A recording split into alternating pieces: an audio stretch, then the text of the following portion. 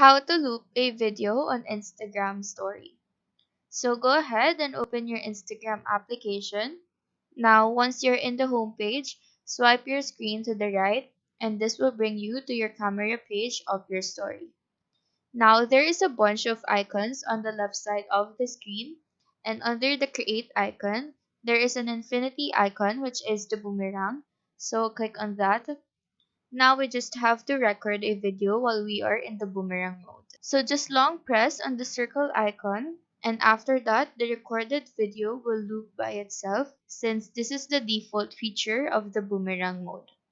Now if we click on the infinity icon above, these additional settings will show, and from here we can edit its speed, style, and the like.